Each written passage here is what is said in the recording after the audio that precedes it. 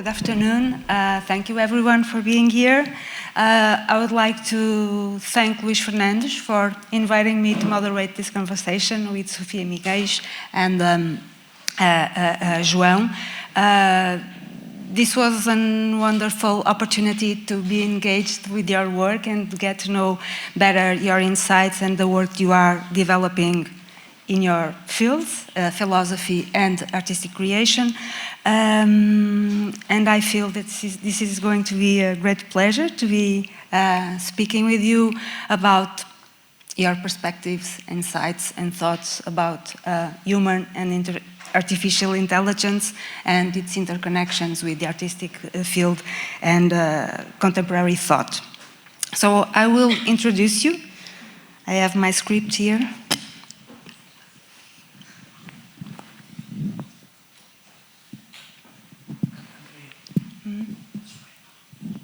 Posso falar em português? Desculpa. Okay. But I have your bios in English. So I will translate it. So Sofia Miguel é professora catedrática na Faculdade de Letras da Universidade do Porto e foi investigadora principal do Instituto de Filosofia, onde dirigiu um departamento, uma unidade de investigação em Mind, Language e Action Group, que foi fundado em 2005. Sofia Miguel foi visiting scholar, investigadora e professora em vários institutos e universidades internacionais, nomeadamente a Universidade de Nova Iorque, o Institut Jean Nicot em Paris e também a Universidade da Sorbonne, só para identificar apenas alguns. Recentemente, a Sofia publicou o livro Mentes Animais, Artificiais e Humanas, aliás, Mentes Humanas, Animais e Artificiais, a partir do trabalho do filósofo americano Daniel Dennett, como ponto de partida para explorar questões sobre linguagem, consciência, inteligência artificial e também o campo mais alargado da filosofia da mente. João Carlos Pinto é um artista que tem trabalhado ao longo de vários mídia, tendo uma formação inicial em música clássica, mas o seu trabalho atual tem uma vertente multimédia e performativa com um interesse particular em tecnoanimismo e ciberespiritualidade, que desenvolve a partir dos seus trabalhos artísticos, alguns deles com uma natureza multimedial e imersiva. Tem formação inicial em piano e composição na Fundação, no Conservatório da Carlos Gulbenkian, aqui de Braga, e depois avançou com os seus estudos no Conservatório de Lisboa, suponho, e depois fez o seu mestrado em Hamburgo, sobre a direção de Alexander Schubert. Em 2025, o João foi um artista em residência da Casa da Música, onde trabalhou, onde desenvolveu uma série de novos trabalhos, nomeadamente novas comissões para o Remix Ensemble, a orquestra, e também desenvolveu uma peça chamada Player Number One para PlayStation. Por isso, se posso partir para português, vou deixar aqui o meu guião, e queria, se calhar, começar, João, pela componente mais artística e falar um pouco. Tu és um artista, compositor, mas és também performer, porque, aliás, és performer no sentido em que o teu trabalho se aproxima muito daquilo que é o campo das artes visuais, sobretudo porque é altamente visual, cenográfico e performativo. Gostava que falasses um pouco de como é que chegaste até aqui, a partir de uma formação clássica, para uma dimensão muito mais intermedial e multimédia, onde a tecnologia, suponho, tenha tido uma componente importante no favorecimento desse caminho.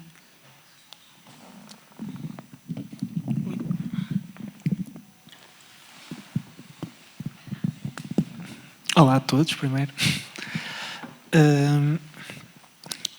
O meu percurso foi, como tu disseste, inicialmente na área da dita música clássica. E depois, quando fui para a universidade, comecei a ter aulas de música eletrónica, e acho que assim foi o meu primeiro grande contacto com a incorporação de tecnologia, neste caso especificamente na música. E depois foi um conjunto de barreiras e necessidade de ultrapassar certas barreiras que, aqui falando da tecnologia ou até mesmo da inteligência artificial, eu sinto que a maneira como eu lido com isso é através de duas formas, que é enquanto ferramenta, mediador, enquanto facilitador, ou do ponto de vista temático. O que está ligado com o meu percurso está mais ligado com este lado enquanto ferramenta, para atingir certos resultados, de repente, as ferramentas que eu tinha em mão não me permitiam, então comecei, por exemplo, por construir os meus próprios instrumentos eletrónicos. De repente isso já limitava-me e não me deixava chegar a sítio Y, e comecei a usar, por exemplo, inteligência artificial para gerar certas coisas ou desenvolver o meu próprio software. Portanto, foi uma cadeia de interesse pessoal, de sentir que, primeiro, eu não acredito que a música existe num vácuo, ou qualquer expressão artística, ou qualquer coisa, de certa forma, existe num vácuo, apesar de muitas vezes ser tratado como tal. Quando vamos ver um concerto, mesmo que o foco seja música, temos sempre um desenho de luz, nem que seja abrir tudo no máximo, temos sempre uma mise-en-scène, temos sempre um figurino, seja ele pensado em não. Então a minha questão foi sempre, por que não pensar? E o uso da tecnologia, seja mais rudimentar ou seja mais avançado, hoje em dia falamos muito, quando falamos em tecnologia pensamos sempre do lado da digitação, mas na verdade, pronto, a tecnologia começa desde a roda e do fogo e vem até aqui, portanto é algo que tecnologia essencialmente são ferramentas humanas, desenvolvidas por humanos para facilitar tarefas humanas. Portanto, nesse sentido foi, novamente, se o estamos a usar, por que não pensar sobre isso, por que não tornar isto um elemento ativo e consciente no que eu estou a criar. Muito bem, obrigada. Se calhar agora então passava para a Sofia. Também para começarmos assim um bocadinho mais de background. Estou com o microfone para isso. E também de perceber como é que, pronto, o teu trabalho tem as múltiplas vertentes do trabalho de um professor universitário. És investigadora e és professora e és autora, e tens desenvolvido, de facto, um trabalho muito extenso em todas estas áreas, sobretudo no campo da filosofia da mente e da linguagem, não é? Desculpem. E gostava de saber como é que, de facto, tu avançaste, tomaste a decisão de enverdar pela filosofia da mente e como é que esse caminho te conduziu a este tópico muito específico que é o da inteligência artificial, sobretudo do que eu estive a investigar, de perceber que é um assunto que tu já tratas há alguns anos e não desde estes que são agora mais mediáticos, não é? Que entram mais na esfera da discussão pública. Muito obrigada, Andreia. Boa tarde a todos. Obrigada pelo convite ao Luís, à Joana, que já conhece há uma porção de anos do Porto, e é um prazer muito grande estar aqui convosco. Muitas perguntas muito diretas sobre o que é que uma pessoa faz em termos não só de carreira, como daquilo que é mais íntimo, aquilo sobre o qual escrevemos, que acaba por ser também algo muito diferente daquilo que faço enquanto investigadora e professora. Acaba por ser um ponto de observação quase exterior relativamente às tarefas mais mundanas da universidade. Como é que eu cheguei à filosofia da mente? Como é que e porque é que assuntos como os assuntos da inteligência artificial e das mentes artificiais já andavam há tantos anos no próprio início do grupo de investigação Mind Language Action Group, que é o grupo que afinal ainda dirijo na Universidade de Porto. Porque é que já estava tudo isso lá? Ok. Eu estava a ouvir o João Carlos a dizer que a música não existe no vácuo e a filosofia parte sempre daí, as atividades sobre as quais nós fazemos filosofia, seja mente, linguagem, ação, que é um dos tópicos centrais também do nosso grupo, não existem no vácuo. Portanto, nós aqui, neste momento, estamos todos a usar as nossas mentes, a usar linguagem, estamos todos, de alguma forma, a ser performativos, mesmo nos mais mínimos gestos. Quando tu usavas o termo, vocês são artistas, usam o termo performance, eu estava a achar curioso, por exemplo, no seminário de Filosofia da Ação que dou lá na Universidade do Porto há uma porção de anos, uma das razões porque temos desde psiquiatras a juristas, a artistas a quererem estar nesse seminário é que todos nós trabalhamos sobre a questão da ação e saber exatamente o que é a ação e o que é agir é bastante misterioso, científica e filosoficamente. Por misterioso eu não quero dizer que não seja abordável de um ponto de vista conceptual.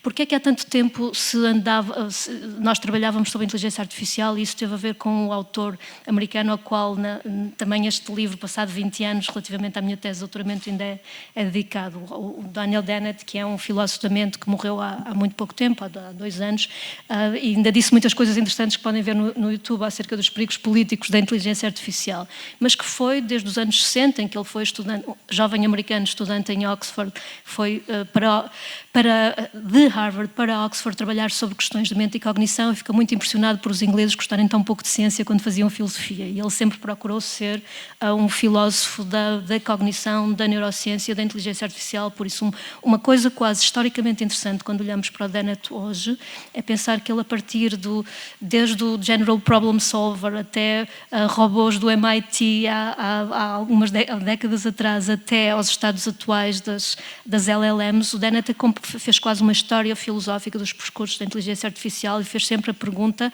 o que é que isto nos diz como espelho nosso daquilo que para nós, humanos, é ser inteligentes, agir, sermos conscientes, sermos subjetivos. E essas são, a propósito das questões do grupo de investigação, eu não sei se o grupo de investigação faz parte das tarefas burocráticas ou das tarefas mais prazerosas, tudo é muito estranho politicamente neste momento no nosso país em termos de investigação, mas eu continuo a acreditar muito nos objetos desse grupo de investigação, que são esta tríade de mente, entendendo por isso consciência, percebimento, subjetividade, linguagem, esta aparentemente unicamente humana capacidade nossa de pormos conceitos em palavras que agora parece tão estranhamente replicada por entidades artificiais, por agentes artificiais, e a ação como um elemento terceiro que afinal reúne as outras duas, porque se nós pensarmos em mente e em linguagem sem essa pedra de toque que é a existência de agentes no mundo, não iremos muito longe, ou estaremos a falar de inteligências muito diferentes das inteligências humanas. Por isso, se agora se fala de artificial agents, a ideia de agência humana como sendo fundamental para o tipo de mentes que são as nossas era um dos nossos objetos de estudo já desde o ponto de partida do grupo de investigação. E é estranho que os nossos tópicos tenham agora tornado, digamos, iluminados de novo pelas questões da inteligência artificial. É curioso ter acontecido assim, faz algum sentido, apesar de tudo. Obrigada. Então agora passava novamente para o João e pegando naquilo que tu disseste, referiste sobre a tecnologia. Tecnologia não é apenas referente àquilo que é tecnologia digital, super inteligente e inteligência artificial, mas de facto ela remonta e acompanha tudo aquilo que são os desenvolvimentos humanos. Nesse sentido, a história da arte foi sempre marcada e altamente impactada por grandes revoluções tecnológicas, não é? Houve alterações tectónicas que redefiniram completamente formas de fazer, pensar, definir arte. Mas, como tal, neste momento, e fazendo referência a algumas das designações que foram lançadas para esta nossa conversa, como superinteligência, inteligência artificial, obviamente sabemos que vamos assistir a uma profunda redefinição daquilo que a arte é, daquilo que a arte pode ser e de que formas se pode configurar.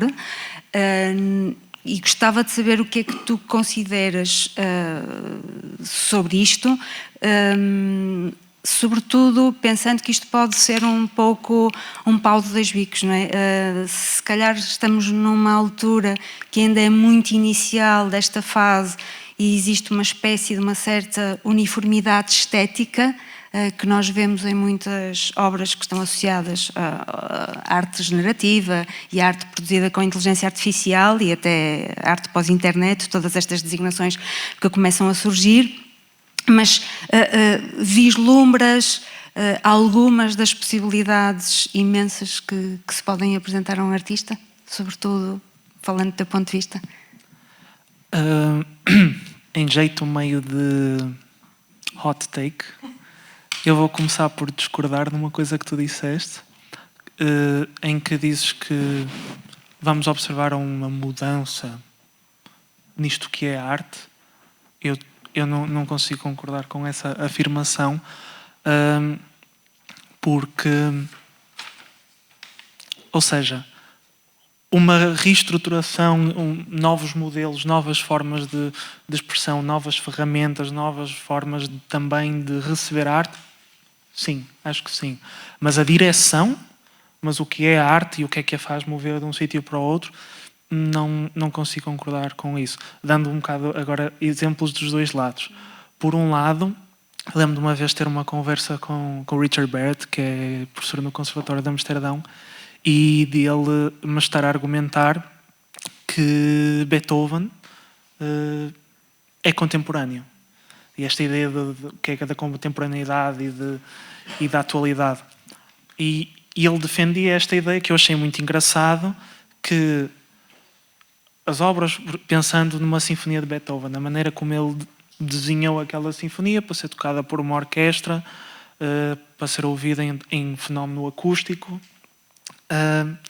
mas hoje em dia, se ouvirmos essa sinfonia através de um rádio, é distantíssimo de o que sequer estava dentro da imaginação de Beethoven. Então ele argumentava que nós, se ouvirmos uma sinfonia de Beethoven pela rádio, estamos a ouvir uma obra contemporânea porque ela está a ser moldada pela compressão que a rádio tem, com os altifalantes do carro, o que quer que seja. Do outro lado da moeda, do porquê eu não achar que a arte em si vai sofrer assim uma grande mudança, é que eu não partilho da tecnofobia que existe relativamente à substituição do ponto de vista artístico, porque, como eu estava a dizer antes, acho que é importante perceber que quando falamos de tecnologia humana. E quando falamos de arte humana. Ou seja, nós estamos a fazer arte para humanos. Eu já não estou a dizer quem é que está a fazer esta arte, mas quem é que está a percepcioná-la. Ou seja, nós podemos ter uma mente artificial a gerar o que nós podemos argumentar ser arte, mas para ser percepcionada por nós. Se pensarmos que está a fazer uma música, uma canção é um sistema altamente fechado, cheio de regras sobre si. Portanto, por que não pensar que, se calhar, a arte de um agente artificial, porque é que tem que respeitar os nossos moldes para ser percepcionado por nós? Porque é que, por exemplo, existem pessoas que o trabalho delas é estudar as linhas de códigos que uma máquina faz de chegar de A a C. Damos uma prompt A, damos um input e temos um output que é C, e o caminho que faz no meio é decidido pela máquina. E temos programadores técnicos que o trabalho deles é investigar isso e perceber que caminhos é que foram tomados.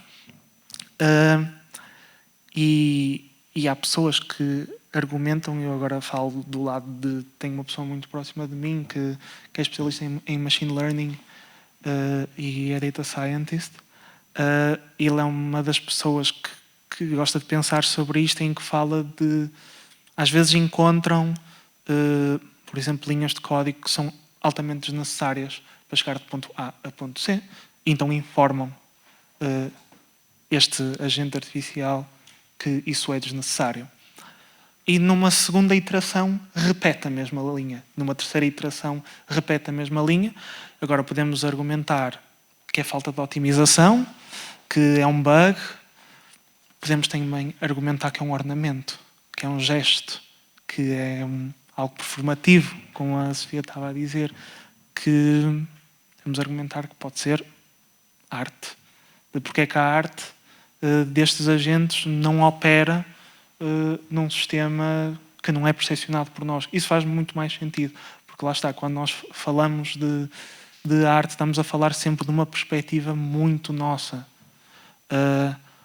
E por isso é que não acho que vai haver um grande shift, porque a arte é em si sempre humana e estamos a falar dessa arte. E essa arte em específica, como é para nós, vai-nos sempre pertencer a nós de alguma forma.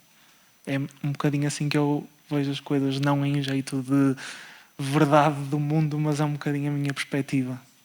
Sim, mas a questão era porque, se pensarmos do ponto de vista tecnológico e as grandes alterações tecnológicas, eu estou a pensar cinema, vídeo, tudo isso que foi surgindo ao longo do século XX, de facto teve um grande impacto e expandiu aquilo que são as possibilidades processuais de mídia, de configuração, e passou a ser possível identificar como arte uma série de manifestações e de expressões que até então não tinham sido possíveis.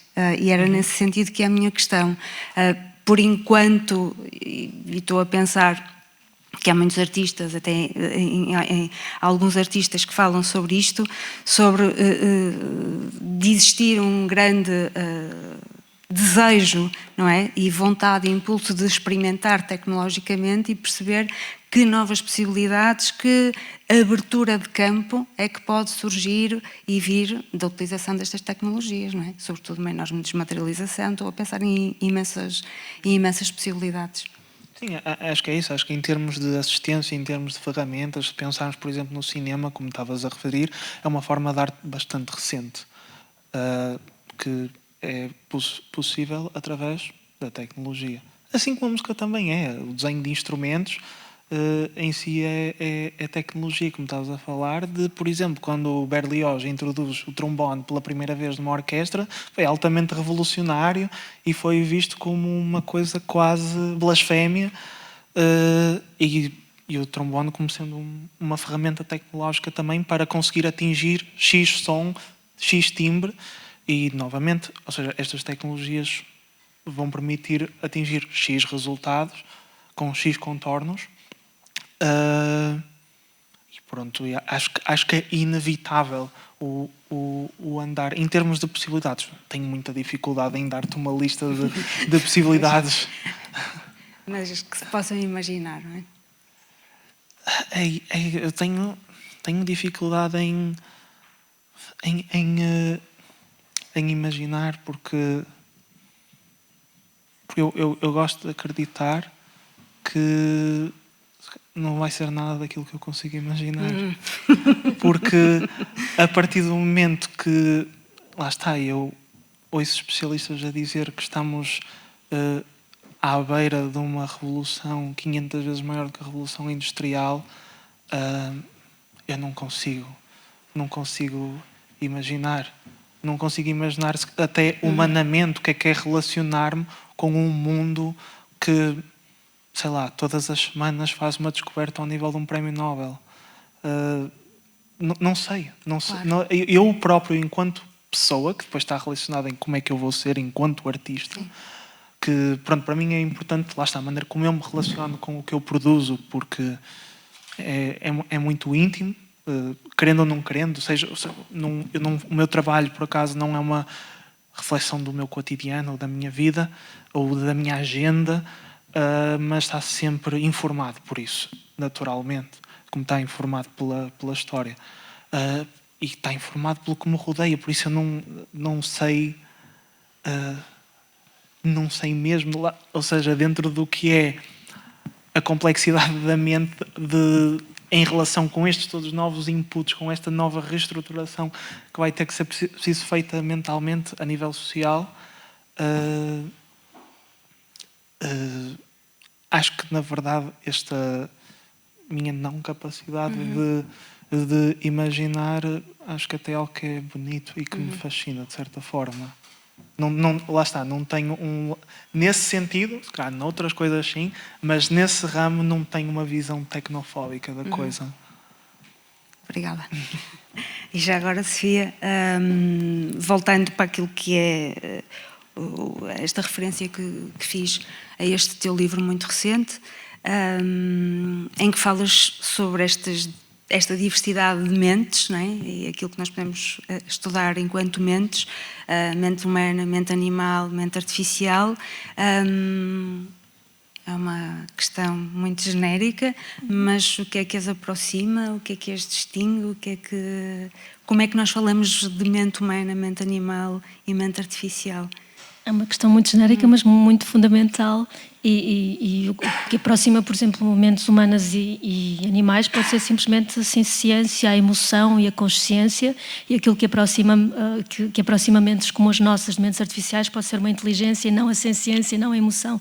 Por isso, se nós começarmos a triangular e a comparar, vamos encontrar justaposições muito interessantes. Mas eu estava aqui a pensar que ouvindo o João a dizer que não é tecnófobo, talvez tenha sido a abordagem mais calma destas questões que nos tenha parecido a todos. Questões de uma emergência, de uma urgência absolutamente incrível e de um receio perante o futuro da tecnologia. É muito curioso que venha do lado das artes uma espécie de esperança boa de que a tecnologia sempre esteve com os humanos, a tecnologia e a arte vai ser feita de alguma maneira em direção a uma recepção por espíritos humanos, mentes humanas. Portanto, aquilo que é humano sempre foi tecnologicamente transformado. Esta aflição perante a tecnologia já existe desde a invenção da escrita. Platão escrevia diálogos dizendo que era uma coisa terrível que nós puséssemos no papel ou no papiro esta coisa que devia ser livre da articulação puramente in loco, puramente no momento, puramente no contexto daquilo que são as nossas palavras. Ou então, quando a imprensa surgiu, também parecia que de alguma maneira claro, a liberdade daquilo que era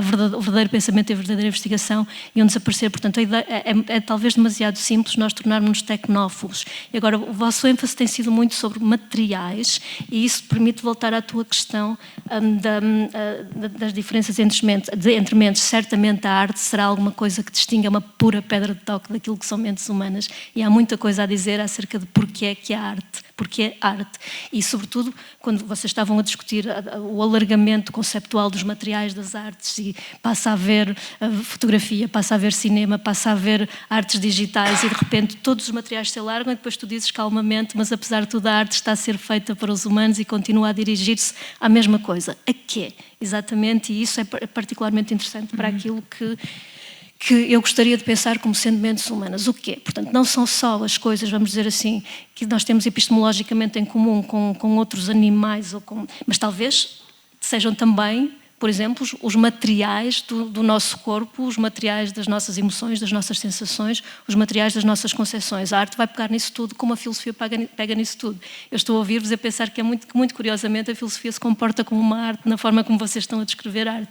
Os filósofos pensam sobre o pensamento e nós, à partida, não pensamos em nós próprios como sendo artistas conceptuais, mas, num certo sentido, uma obra específica e autoral em filosofia é a autoria conceptual. Quando não se trata apenas dos tais papers industriais de filosofia de que falávamos, para se publicar e ter um ponto aqui, um ponto ali, quando a pedra de toque da filosofia é autoral. Por isso é que nós ainda falamos de pessoas como Platão, ou como Nietzsche, ou como Kant, ou como Wittgenstein. Eu estava a ouvir e a pensar na ideia do Wittgenstein. Muita gente pega nesta ideia, de tudo pode ser arte, certamente. A partir da arte contemporânea, a partir da arte conceptual, talvez faça mais, eu não sei, sendo o teu meio a música, talvez a ideia de tudo pode ser arte seja recebida diferentemente por artistas de diferentes artes, mas o Wittgenstein, quando na guerra a escrever os textos prévios ao Tratados Lógico-Filosóficos, que foi um livro que ele publicou em 21, 22, que aparentemente não tem nada a ver com arte. É um livro acerca do que é o mundo é tudo aquilo que acontece, o que é o pensamento, é nós fazermos imagens lógicas das coisas, e o facto de nós podermos usar lógica em linguagem permite-nos precisamente retratar dentro do mundo aquilo que o mundo é, e depois há limites para a lógica, para a linguagem, e fora desses limites ficam o ético, o estético e o místico.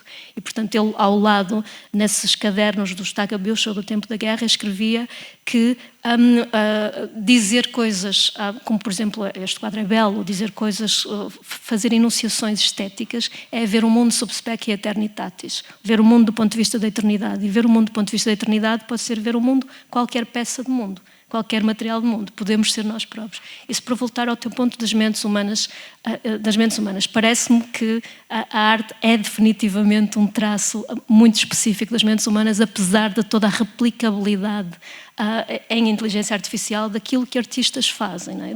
Evidentemente que nós já estamos num mundo em que a música está a ser composta por máquinas, imagens estão a ser compostas por máquinas, textos, estava a falar de filosofia, estava a falar de textos são feitos por máquinas, então isso é particularmente interessante para pensarmos o que ainda é humano, que agora vamos ensaiar um bocadinho acerca do que é ainda humano, além desse ver do ponto de vista da eternidade aquilo que é um apoderamento conceptual nosso, que nos faz ver ao espelho. Parte do que está aí em causa é...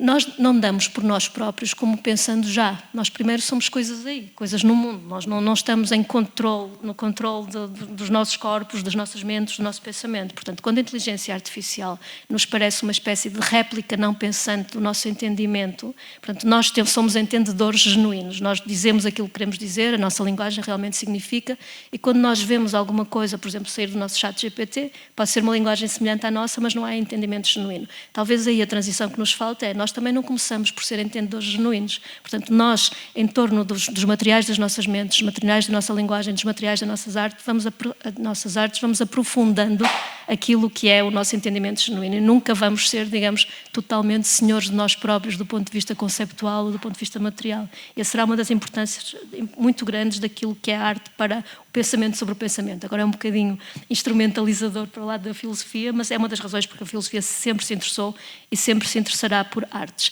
Os animais fazem agora aqui uma função muito interessante em tempo de inteligência artificial, porque o facto de nós sermos inteligências orgânicas e corpóreas dá-nos uma intimidade e uma proximidade relativamente a outras espécies animais que talvez seja hoje mais perceptível e demande muito mais diretamente aquilo que quem trabalha sobre questões de mentalidade faz do que noutros tempos. De alguma maneira, estranhamente, as questões da animalidade foram trazidas para cima da mesa filosoficamente pelas questões da inteligência artificial. E de muitas maneiras, por um lado, porque as nossas mentes são animais, são mentes animais. E isso, de alguma maneira, distingue-nos também... por muito que nós sejamos muito tolerantes quanto a hardwares e softwares e implementações e realizabilidades, o nosso ponto de partida orgânico marca a forma como nesta altura somos mentais. E esse ponto de partida orgânico também garante que nunca seremos transparentes a nós próprios. E essa busca por uma transparência, que podemos chamar consciência, que podemos chamar entendimento genuíno, que podemos chamar saber de si, cuidar de si, ou de alguma maneira, eu vou voltar ao Wittgenstein, esse ponto comum ético-estético, ele dizia místico, ele não era religioso, ok? Mas via nesse ponto comum do ético, do estético e do místico essa espécie de procura, apoderamento das mentes humanas por si próprias. Até mais ver, até agora, isso ainda é humano, e se calhar as artes também se endereçam a esse ponto. Isso. Obrigada. Então agora pego na questão do misticismo e de como tudo isto que às vezes pode parecer tão contrário se pode encontrar, e volto há 100 anos atrás, a um momento em que houve de facto um terremoto naquilo que foi o entendimento da produção artística e que veio do ponto de vista conceptual com o Duchamp, e desculpem estar aqui a citar o Duchamp, que no seu Creative Act descreve o artista como um ser mediúnico, não é? E revela um entendimento de que o processo artístico não é única e exclusivamente racional, não é? E é sobretudo carregado de subjetividade e de intuição. E acho que podemos partir desta ideia para também falar um bocadinho do teu trabalho, João, que tu descreves como tecno-animista e ciberespiritual. Podes falar um pouco mais sobre estas vertentes e essa ligação que existe? Eu vejo muitos paralelismos entre todas estas áreas, na verdade. Ao ouvir a Sofia falar, e, por exemplo, eu acho super interessante e convido, se alguém tiver interesse depois, a ver, por exemplo, a obra de Nietzsche e saber tipo, a ligação que ele tinha com a música e ver o percurso em que ele adorava Wagner e depois ele tem um rompimento com Wagner e é muito engraçado ver a viragem que isso depois, e também a própria maneira como Nietzsche colocava o artista na pirâmide dele social é muito curiosa. E agora voltando à coisa da tecnologia e deste lado de misticismo, ou seja, há um lado muito concreto nisto. Por isso eu estou sempre a dizer isso só porque eu acho muito engraçado. É que tenho muitos amigos que me chamam o xamã cético. Porque, por exemplo, eu a dada altura, eu agora por acaso não tenho feito isso, mas a dada altura lia muito o tarot. Lia o tarot aos meus amigos e às pessoas. E as pessoas achavam que não encaixava muito bem com a minha personalidade por eu ser tão concreto e tentar ter sempre uma raiz científica das coisas e de repente este lado transcendental ou o que for. Mas, por exemplo, a maneira como eu penso no tarot, que aqui, pronto, olhando para a cartomância, que tem esta ligação mística, o tarot é um jogo de cartas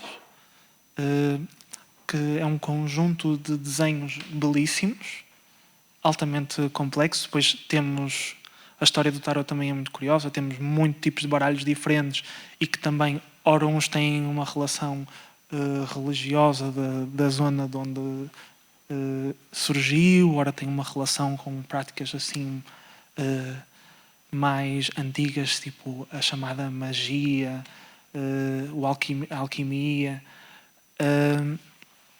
Mas depois podemos... Há um livro muito interessante, há dois livros muito interessantes. Um é do Jodorowsky, do realizador, e outro livro é da Marianne Costa, acho que é assim que ela se chama, em que tanto um como o outro fazem uma ligação entre o tarot e a filosofia junguiana e tentam olhar para o tarot do ponto de vista dos arquétipos e do que é o inconsciente coletivo.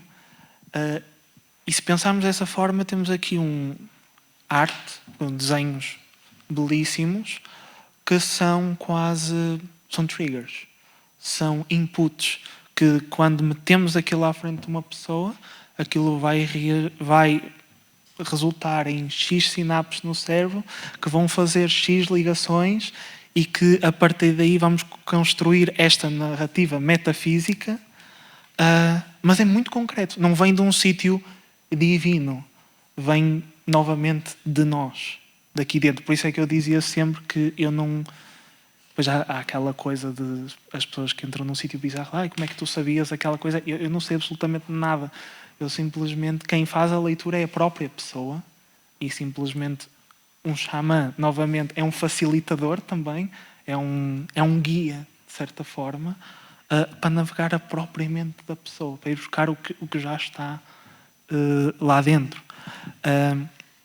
E a relação que, lá está, que isto tem com arte, aqui do ponto de vista do desenho, mas também do ponto de vista da tecnologia, que se pensarmos, por exemplo, a relação entre a religião e tecnologia, o misticismo e tecnologia,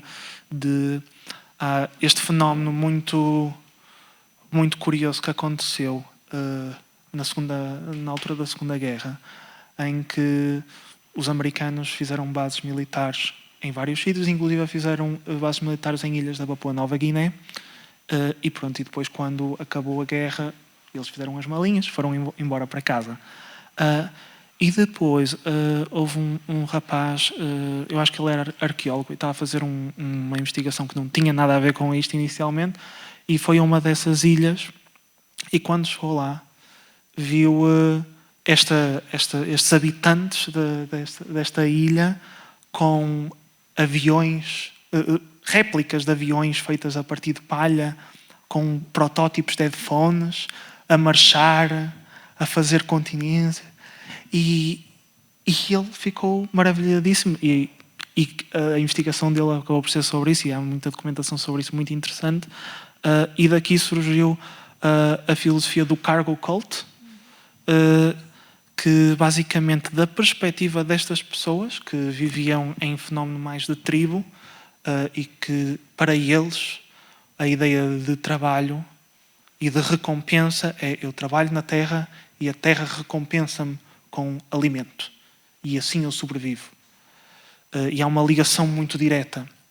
E de repente chegou este povo que não trabalha, não faz nada, mas tem uma série de rituais, tem uma série de... Eles descobriram aqui qualquer coisa de porque eles andam todos em fila e depois fazem assim e depois falam aqui para uma coisa estranha, e do nada aparece um avião e traz comida. Um pássaro de metal que vem do céu.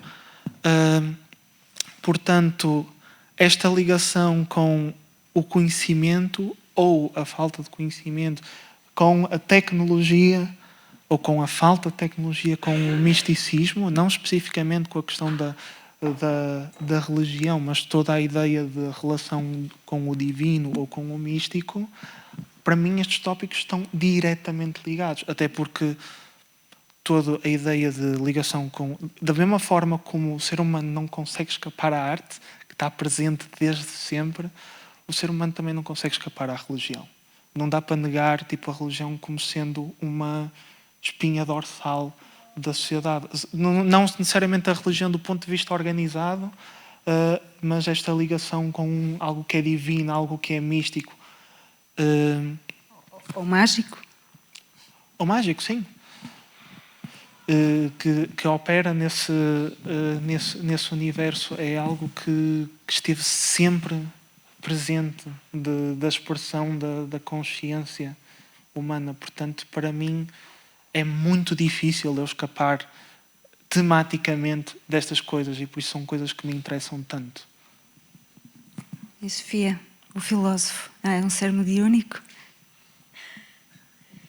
Se for tornado assim pés na terra, como acabou de ser descrito, acho que não há nenhum problema, nenhum problema com isso. É uma coisa muito material e concreta de fazer coisas com as coisas. É disso que estamos a falar, fazer coisas com as coisas e com as coisas que nós próprios somos também. E o ponto, se calhar, que estávamos a tocar é essas coisas que o filósofo, o artista tocam: consciência, racionalidade, inteligência, que são no mundo, e o mundo está em aberto relativamente à forma como essas coisas vão operar. Por isso, quando estamos a falar, por exemplo, do trabalho, a tecnologia, o que eles foram, o que vão ser, parte do que se calhar a filosofia e a arte têm em comum é olharem para aquilo que há de aberto, a partir daquilo que nós somos e não sabemos perfeitamente que somos e que não controlamos completamente. Por isso, nós podemos olhar, como a maior parte das pessoas que olham para a inteligência artificial, olham de alguma maneira para dentro, para o que é inteligência, problem solving, algoritmos, goal-directed, mas se nós tivermos uma definição de inteligência, de consciência e de racionalidade situada no mundo, portanto, qualquer coisa como, desde logo,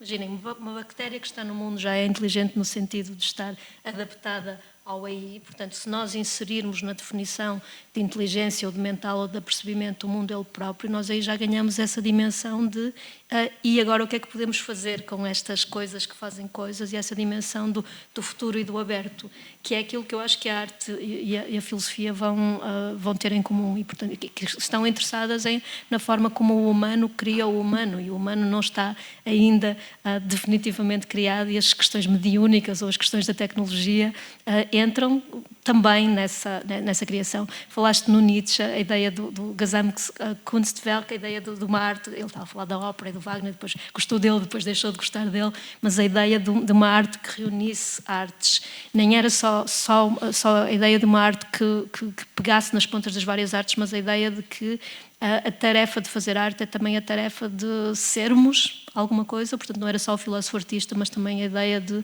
faz de ti própria a tua obra de arte, era o ponto, ético-estético, mediúnico, se quiseres, da filosofia do Nietzsche. Eu estou aqui sentada a pensar na quantidade de coisas filosóficas que a arte diz sobre si própria, a tentar encontrar esses denominadores comuns, e parece-me que esses denominadores comuns nos dão algum distanciamento quanto a algumas formas de falar da inteligência artificial hoje, que são, digamos, quase só exclusivamente operacionais, muitas vezes diretamente politicamente críticas. Todos esses assuntos são extremamente sérios, mas a dimensão da criação e do novo e da investigação de si, em que quer a filosofia, quer as artes estão muito interessadas, podem dar uma perspectiva de alguma forma mais calma ou menos exclusivamente crítica quanto às questões da inteligência artificial, da tecnologia. Não sei se lhe chamo mediúnica, mas se for mediúnica... Intuitiva, subjetiva.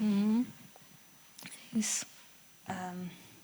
Eu acho que não temos muito mais tempo, mas ainda gostava de lançar aqui outra questão que tem a ver com uma perturbação da inteligência artificial com aquilo que são as mentes humanas. Queria perguntar-te se achas que isso acontece na medida em que o facto de trabalharmos com inteligência artificial está a mudar muito rapidamente a forma como nós falamos, comunicamos, investigamos. Sem dúvida, e podemos mesmo falar de generescência e decadência que aconteceu num tempo quase imediato, mas todas as decadências podem ter um retorno, não? Podemos, se calhar a coisa que eu encararia mais diretamente no que tu disseste é escrever, o ato de escrever. Se calhar o ato de escrever é qualquer coisa que nos interessa, que nos ocupa, que nos obceca a todos. E mudou muito profundamente recentemente. E é um exercício extremamente estranho acerca de nós próprios e daquilo que nós fazemos quando iniciamos alguma coisa, nomeadamente quando começamos uma frase ou um pensamento, vermos que eles nos podem aparecer já sidos, já feitos, mas nós também podemos incorporá-los. E eu acho que tenho aprendido bastante com os ensaios feitos por IA dos meus estudantes, porque uns são muito bons e outros são muito maus. E isso é uma diferença muito importante. Portanto, aquilo que vai ser a pedra de toque... faz com...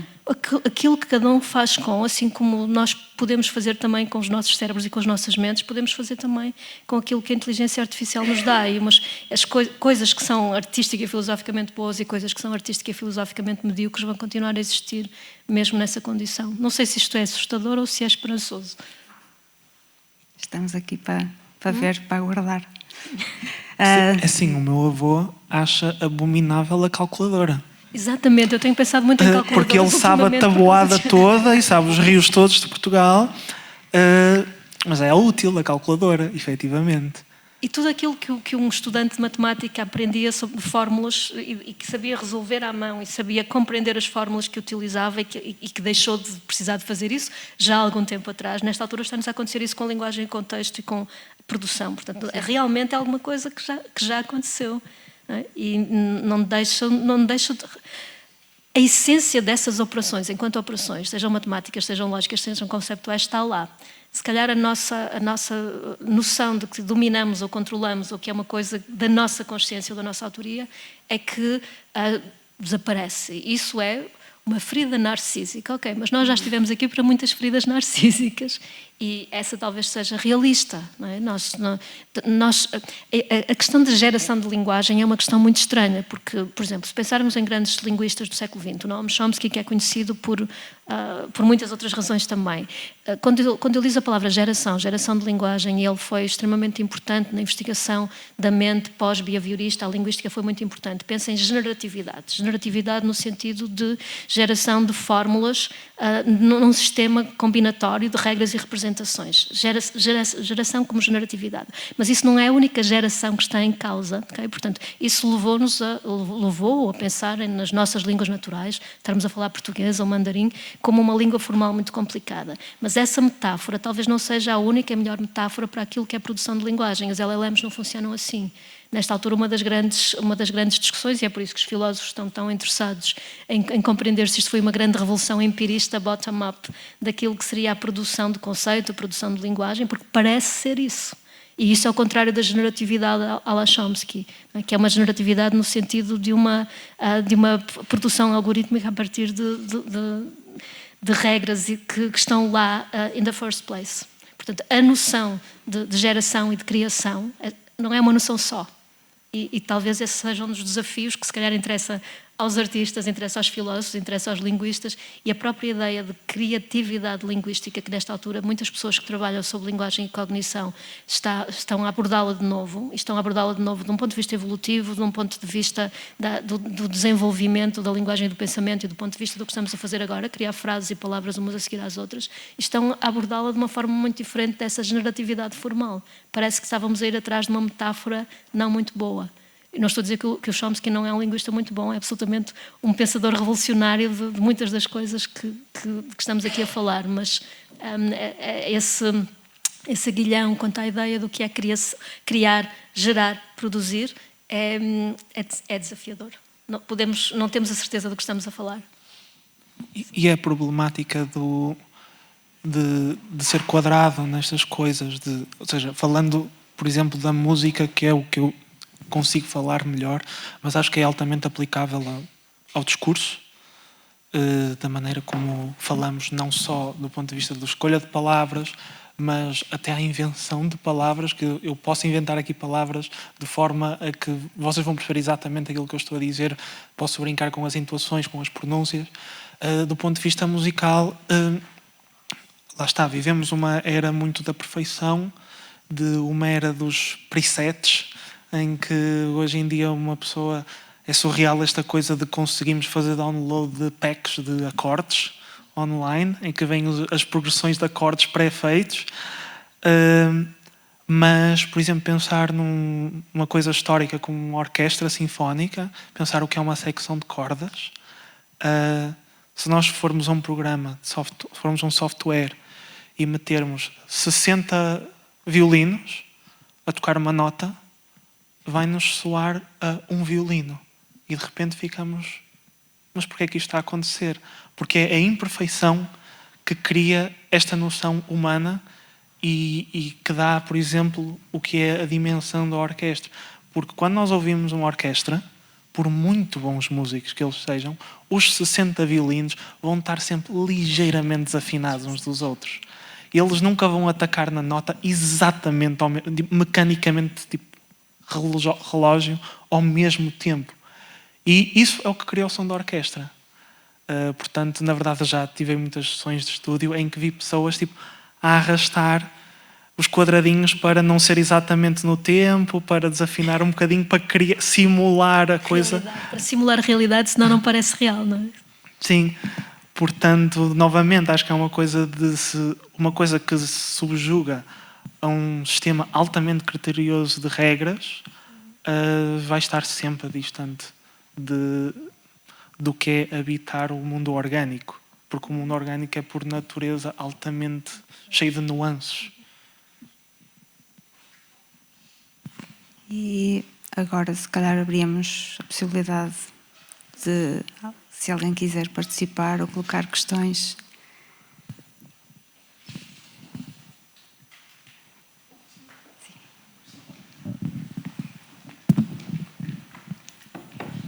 Não, obrigado ao João Carlos e à Sofia João Carlos.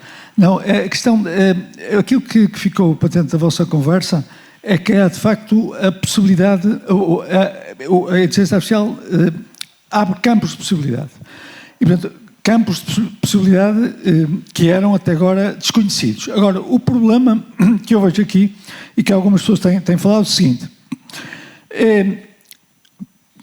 No caso da inteligência artificial, como há bocadinho falou João Carlos, quer dizer, temos o prompt, depois o trabalho que é feito e o resultado.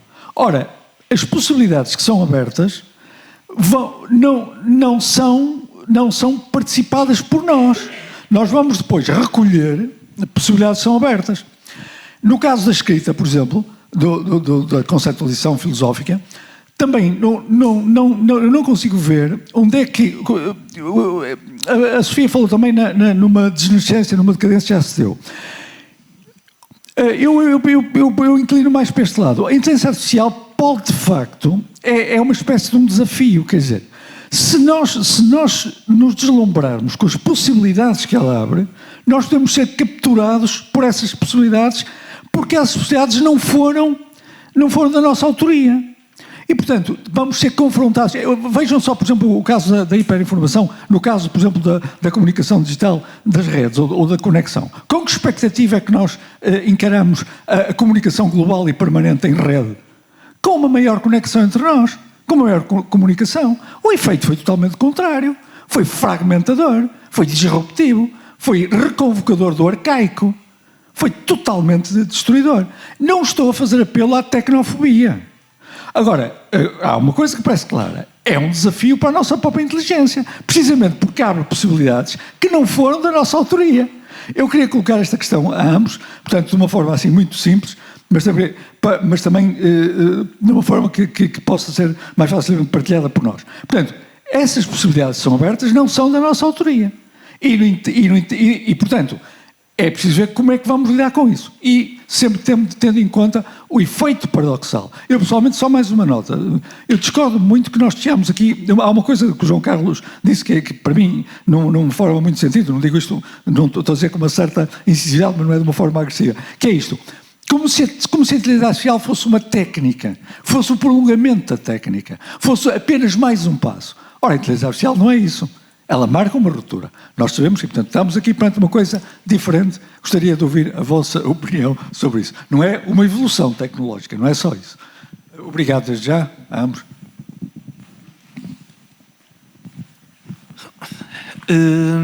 Teríamos que ficar aqui a falar muito tempo sobre essa última questão que pôs, porque lá está, ou seja, é uma visão muito semelhante a como quando tivemos a Revolução Industrial, por exemplo. Mas falando, por exemplo, punha-lhe assim uma questão que era se acha, pensando, por exemplo, em música, música ou linguagem expressada verbalmente, faço-lhe a pergunta se acha que é possível inventar sons novos. Se o som é uma coisa inventada. Quando estamos a fazer música, eu estou a inventar sons novos. Ou até faço esta pergunta, se quando eu estou a compor, por exemplo, uma peça de orquestra, esquecendo a parte da tecnologia, estou a escrever em papel e caneta, estou a escrever a minha sinfonia. Se lá está, se eu estou a escrevê-la também num vácuo. Ou seja, se eliminarmos a minha história, se eu vou escrever isso exatamente da mesma forma. Ou seja, as coisas estão sempre informadas entre si, não estão isoladas em si. Esta coisa de não ser feito por nós, esta coisa da autoria, de qual é a parte que não é feita por nós? É porque ele tem há aquele mecanismo ali no meio. A parte após o pronto. Essa parte nós não podemos nada. Há os técnicos que vão tentar depois seguir. Mas de facto é o ser, a parte de ser, quando sai o resultado, nós podemos ver. Mas o trabalho que foi feito. Mas por exemplo, eu gosto. A coisa da composição musical é muito curiosa, do fenómeno da composição musical, porque primeiro é um projeto que é uma ação que acontece em tempo diferido, não acontece em tempo real.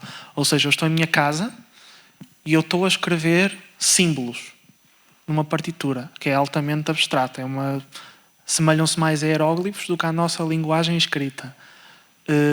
Depois esta simbologia vai passar para as mãos de um maestro que vai traduzir isto para gestos, que também é altamente abstrato. E depois estes músicos vão canalizar isto e interpretar através de um instrumento, ou seja, e tudo o que eu escrevo, a parte A, é muito diferente do C, do resultado. Porque o que eu faço é um papel com um conjunto de símbolos. O resultado sonoro é muito distante disso. E o B, aqui que acontece, é o maestro, são os músicos. Portanto, se nós pensarmos conceptualmente sobre como é que isto está a acontecer, são processos até bastante semelhantes. E esta questão da autoria, lá está, tipo, estava a ter a discussão, que levanta-me outra questão, que estava a ter esta discussão com a Inês do almoço, da questão da agência, e que ela está a falar, que há este conceito que tem surgido de surgir um terceiro agente, de quando temos um homem com uma arma que dispara e mata o outro, e se a questão é quem é que matou o homem, se foi o homem, se foi a arma, ou se existe um terceiro agente que surge aqui na união destes dois elementos. Porque temos aqui... questão que se discute em filosofia da ação. Exatamente esse tipo de questão. Porque temos aqui um homem que ele tomou essa decisão e que agiu e que puxou o gatilho, mas que sem a arma não teria aquele poder de fogo e aquele poder letal, em que aqui a arma é um facilitador. Ou seja, falando nisto, porque isto pode ser um argumento para uma conversa sobre legalização ou não legalização das armas, por exemplo. Ou seja... É sobre o que individua um agente. O que é que individua, o que é que circunscreve aquilo a que tu queres chamar o agente, o ponto de origem da ação. Desculpa interromper outra vez. Sim, ou seja, é isso. Nós, quando estamos aqui a pensar nestas inteligências artificiais, que foram construídas e desenhadas pelos humanos, que estão a ser interagidas pelos humanos, que vão ser depois selecionadas, ou seja, eu não tenho que pôr uma prompt e ele dá-me um resultado e eu tenho que agir sobre esse resultado. E eu tenho que usar esse resultado, não tenho necessariamente. Eu posso reunir uma série de prompts e dar-me uma série de resultados, e a partir desses resultados eu construir uma arquitetura.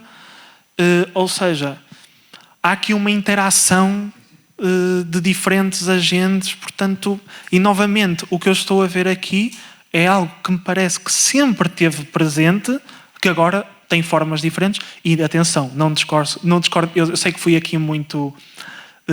tive uma visão quase solarpunk e uma visão aqui muito esperançosa, mas naturalmente eu concordo consigo no sentido que temos um grande desafio entre mãos. Agora, eu acho que esse desafio não é pela tecnologia em si, digamos, a culpa não é da tecnologia em si, é pensar na maneira como é que isto é desenvolvido eticamente, é pensar que a tecnologia, como hoje em dia vivemos num universo regido por capital de quem são as empresas que desenvolvem isto vai ser tratado como um produto, pensar o que é um produto, o que é que desenha um produto, o que é que faz um produto ter X direção, que tipo de patronos vão existir nestas novas tecnologias, e são tudo tópicos altamente alarmantes nesse sentido, mas acho que não está na tecnologia em si.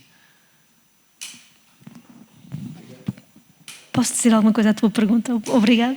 Quanto à tua pergunta, porque acho que há aí um vislumbre de um abismo. Claro que tu falaste de campos de possibilidades e a inteligência artificial traz-nos campos de possibilidades e de informação que não são surveyable por humanos. Portanto, não podemos, transcendem-nos, não podemos ter uma visão panorâmica daquilo que é sabido, que é conhecido, que a informação é. Por exemplo, quando os cientistas se quase apavoram por vezes com a ideia de Big Data, já não são humanos que fazem ciência, já não há ciência feita à mão, é um pouco esse vislumbre desse abismo. Portanto, tens aí as possibilidades e tens toda a razão, tens ao mesmo tempo a disrupção. Mas se calhar há aqui uma questão que é quase uma questão poética, que é uma questão acerca da nossa escala. Como é que nós encontramos aí o pitch para a nossa escala? Eu estava a pensar num pequenino livro que li há pouco tempo, eu não sei se ele é artista, se é um explorador arqueológico da internet, é um californiano. O livro chama-se My Little Databases, é do Daniel Snelson, e simplesmente ele está a pensar naqueles conjuntos de informação, as fotos nos nossos iPhones, ou aqueles conjuntos de tamanho médio, de escala média, que são muito diferentes dessa insurveyable quantidade imensa de informação com que a humanidade toda, a ciência toda está a lidar, e que são aqueles que nós podemos de alguma forma curar poeticamente se escolhermos um ponto de vista e uma escala. Portanto, isso aí, para além da questão da disrupção, eu estou também a tentar encontrar a nota esperançosa, é essa nota do como é que nos colocamos de novo aí num campo que de alguma maneira se torna e é inumano. Inumano no sentido em que é uma escala que nos transcende, que nos domina, que nos controla de muitas formas, mas que continua a ter veios de operacionalidade. Portanto, a velha pergunta onde estamos nós continua a valer. Portanto, só para dizer isso.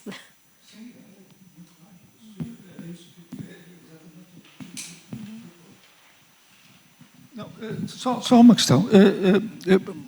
Sofia, eu peço desculpa, tenho feito já muita polémica sobre isso em vários fóruns aqui em Braga, pronto, insiro nessa tradição. Eu referia só, amanhã, salvo erro, vai estar aqui em Braga o filósofo José Gil, quer dizer, uma frase que ele disse sobre estas questões é esta: não podemos pensar que a inteligência artificial é um instrumento, que é uma ferramenta. Isso seria o erro básico.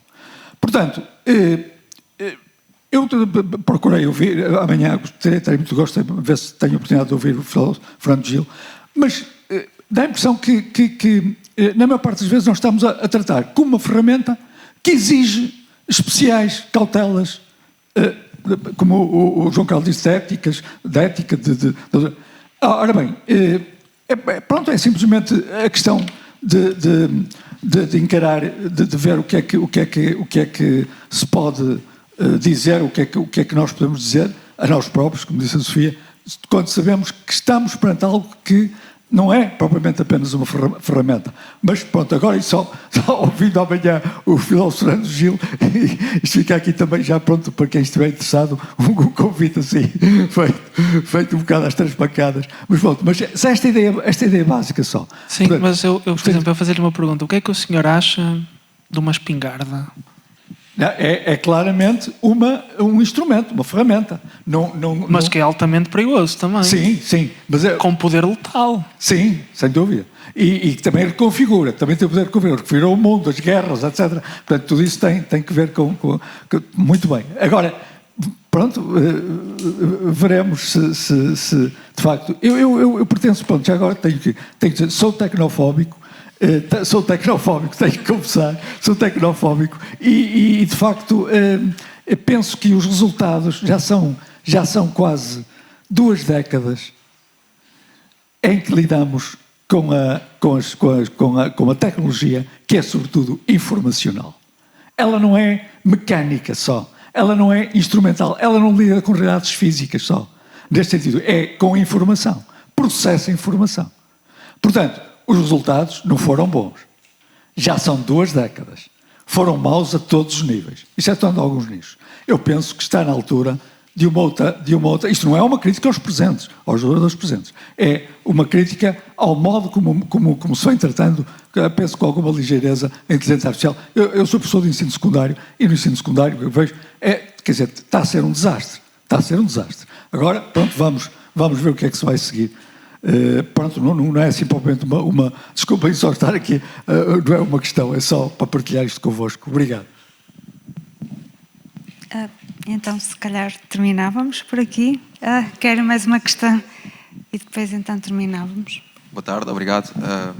Eu acho que um bocadinho como o João disse, para gizarmos sobre o tema todo, não é? Tínhamos de estar aqui 2 dias, dedicar ao festival só ao tema.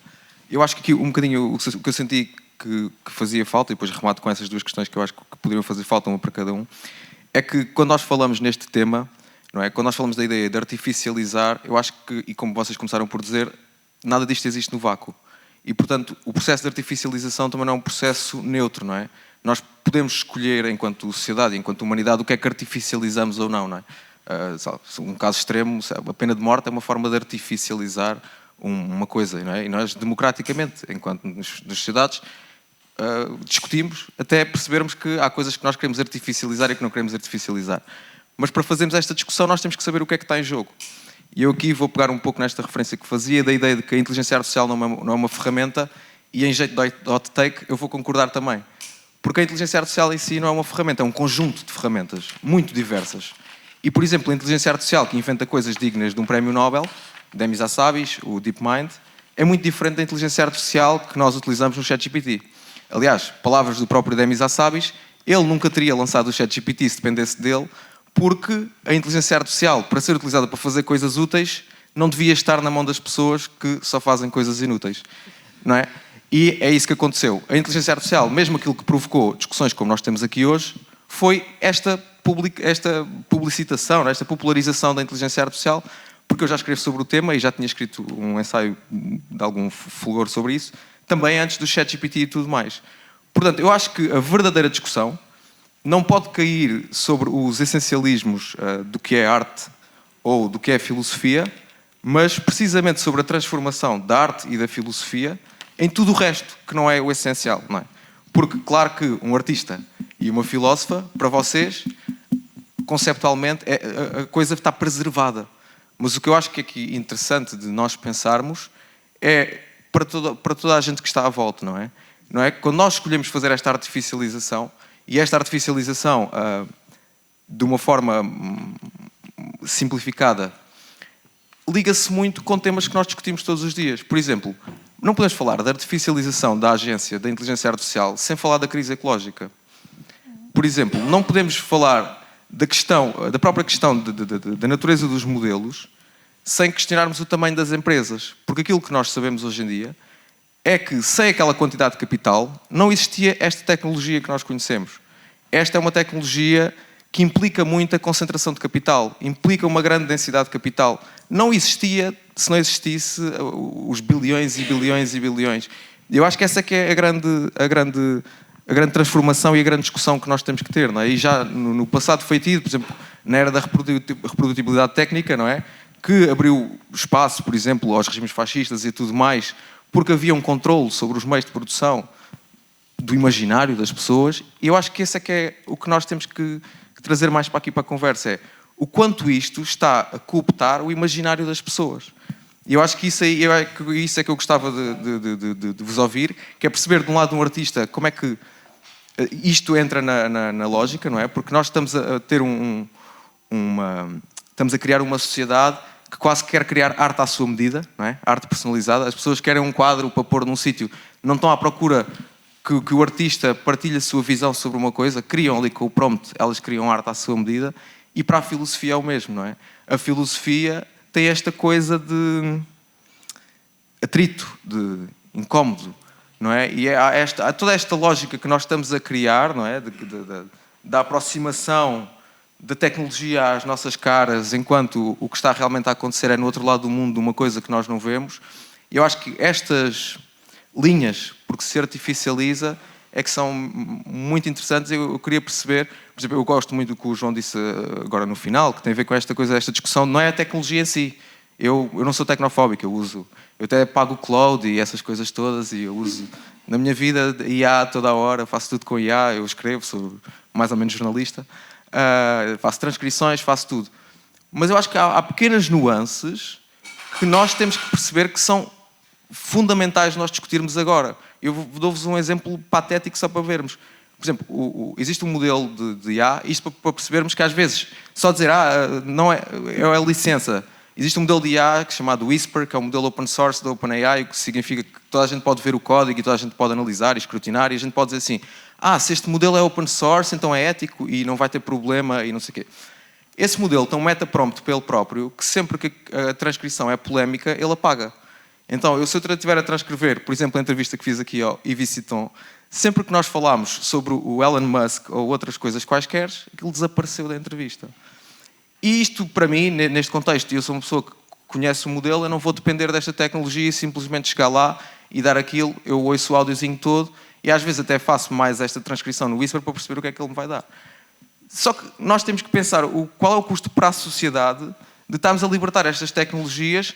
E é aqui que eu acho que essa parte invisível é muito importante, porque se eu não for ouvir, se eu não for confirmar, e eu vou confiar naquilo, é muito perigoso, porque aquilo pode não ser merecedor da minha confiança. E só para wrap it up do que eu estou a dizer, desculpem, estou-me a alongar bastante, e é aqui que isto se distingue de uma ferramenta.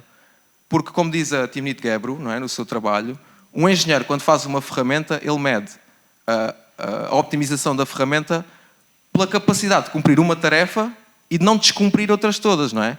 Se nós tivermos um martelo que cada vez que a gente espeta o prego parte o sítio onde estamos a partir o prego, então aquilo não é uma boa ferramenta.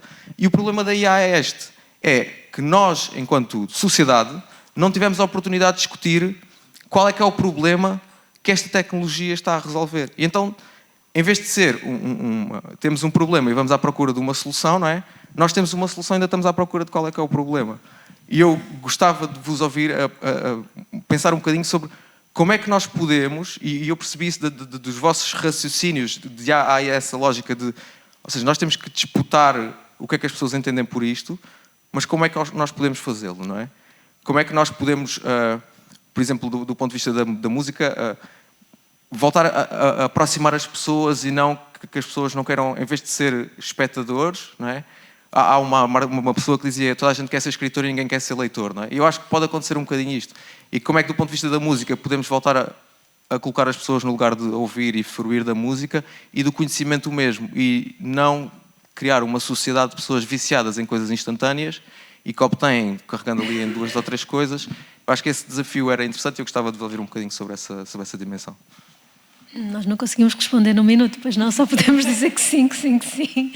Há sobretudo aos aspectos políticos que nós acabamos por fazer, por não discutir todo, mas que não quer dizer que não os reconheçamos, ou que não reconheçamos, porque eu falava da Timnit Gebru, eu há bocado falava do Daniel Dennett, ele dizia, eis aí os nomes que estão a dizer as coisas que importa dizer sobre IA e não esta tomada da imaginação coletiva que mencionou é algo completamente diferente das coisas que alguém como elas estão a dizer. E isso é pôr o dedo na ferida política. E isso, nós tentamos ser mais esperançosos, mas não quer dizer que eu, falando por mim, que não tenhamos também uma perspectiva de crítica política. E começou por dizer que as coisas não estavam preservadas, a música ou a filosofia.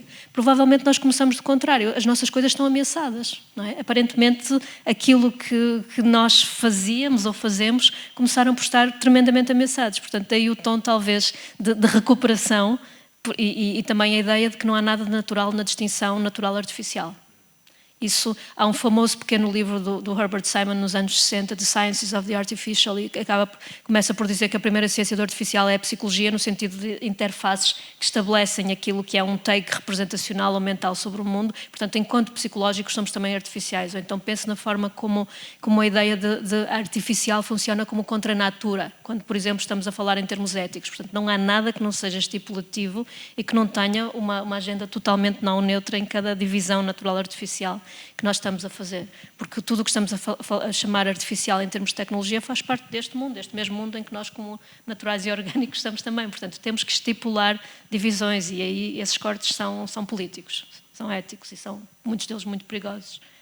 Obrigada por nos apontar para onde nós estamos a ser suficientemente críticos ou tentarmos ser. Ou seja, eu até conhecer o trabalho, eu senti a vossa crítica no subtexto, acho que durante o plantei, aqui por esta intervenção também, percebi que se calhar fazia sentido também disputar um bocadinho essa ideia, iluminar só estes campos, porque acho que são muito importantes e eu acho que eu falo muito sobre inteligência artificial, escrevo muito sobre inteligência artificial e às vezes corremos muito o risco de estar a alimentar uma certa mitologia sobre a própria... Posso só fazer uma notinha pequena? Força. Eu sinto só que há uma grande falácia, tipo, eu percebo tudo o que tu estás a dizer e acho que faz tudo o sentido num argumento isolado. Mas acho que assenta sobre uma grande falácia que, novamente, a questão aqui não é a inteligência artificial. Porque, ou seja, novamente, era uma discussão também que eu estava a ter ao almoço, a otimização da inteligência artificial, questões ecológicas. É uma tecnologia nova que está a ser otimizada, já temos servidores que estão a ser construídos subterraneamente em ilhas altamente geladas para ter sistemas de refrigeração naturais, da mesma forma como o início da eletricidade era altamente pesado e hoje em dia temos tecnologia LED, por exemplo, que é uma coisa bastante recente pensa, por exemplo, no que é a energia nuclear também. Hoje em dia a energia nuclear é uma espinha dorsal também do sistema elétrico europeu, que também tem as suas consequências. Do ponto de vista de tudo o que tu disseste, a parte que eu discordo é que isto é diferente. Não é diferente. Nós estamos a viver exatamente a mesma coisa, mas noutros moldes. Quando falamos, por exemplo, de concentrações de poder, aí a questão não é a inteligência artificial, é a concentração de poder. Que não está, a inteligência artificial está a ser agora o tópico, lá está, mas por isso é que eu falei desta coisa de este sistema que temos construído do capitalismo e de uma coisa que é como é que moldamos os produtos, que isto sim vai ditar, porque esta ideia do poder, de estar nas mãos do dinheiro, da mesma forma como pensar nos patronos históricos de novas tecnologias, como por exemplo o exército, que desde a rádio, o GPS, a maneira onde está localizado o poder disto, e é apenas um reflexo do tecido da sociedade em si, deste véu que está por cima, e não é da tecnologia em si. Acho que podemos depois conversar. Sim, é bom terminar esta conversa interrompendo-a, porque já vai longa. Mais uma vez, obrigada, João, obrigada, Sofia, e obrigada a todos. E obrigada ao Index.